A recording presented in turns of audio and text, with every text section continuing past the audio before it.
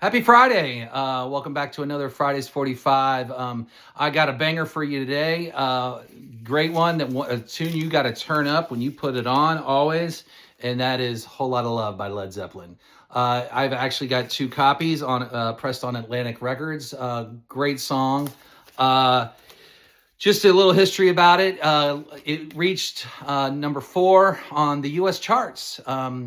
And it was released in November of 1969, which is interesting that it reached number 4 in the U.S. charts because in the U.K. it didn't hit anything. And the reason why it didn't hit anything is they never released it as a single in the U.K. The group, if they had their choice, probably wouldn't have released it as a single anywhere. They felt like the album should speak for itself, and if people want to listen to their music, they go ahead and they come in and they buy the album. And that's great in theory, but if a record company wants you to put out a single, I guess in some places you had to do that. And they put it out in the U.S. and it hit number 4, and it was successful. And so they actually had to face the consequences of something a decision they had made when they were making it. When they were making it, they took some lyrics from You Need Loving from Small Faces because they had heard them a few times, been around them, and they heard these lyrics. They're like, they had this great guitar riff and they had this sound, and they were like, let's just throw these lyrics in, and they ended up keeping them. They said at the time, well, if this song is a hit, then, we'll just have to face what happens then. And they had to, because it was a hit, and it actually was a cover. Those lyrics came from a Muddy Waters song in 1962 called You Need Love. And so the guy who wrote it, his name is Willie Dixon. So, of course, lawsuit.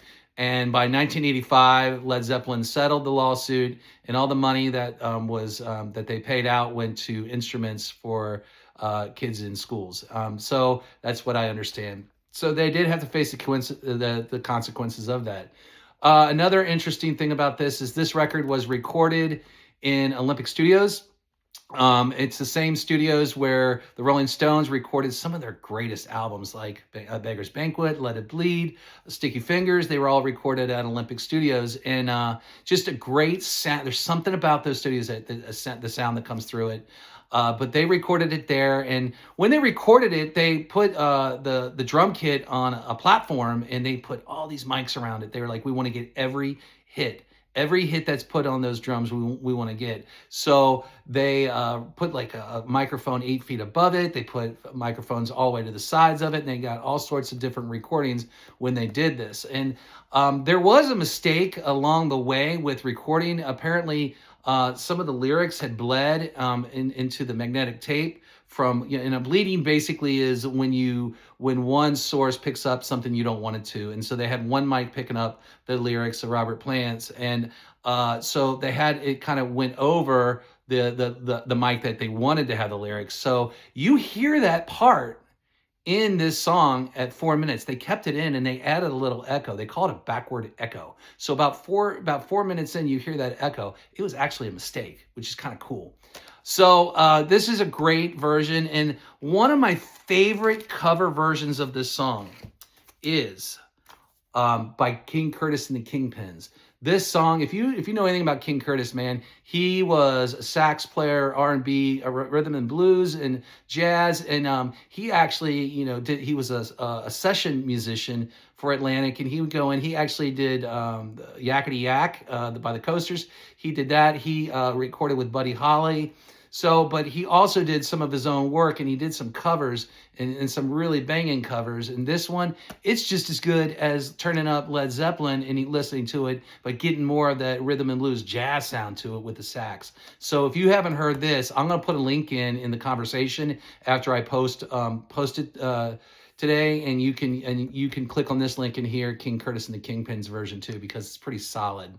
My question to you is this, though. I mean, here's the thing. Led Zeppelin only released 9 albums. They released 9 albums, but that's a lot of hits. And they didn't release very many singles. 11 singles is what they released. So they really wanted you to listen to their entire record. And growing up, I listened to their entire record. My sister had Led Zeppelin 4, and so that was the one I got used to, and I listened to that, every song on it, front and back. And then as I got older in high school, I discovered Houses of the Holy. Those are my two picks for, what would be the best Led Zeppelin album made. And so in my opinion, I'm gonna have to say Houses of the Holy. I just think it is a solid record. But I want to know what your opinion is. So comment, let me know what album is you think is their best album altogether, and turn it up when we click on my link. Get the lead out today, and I'll see you on the flip side.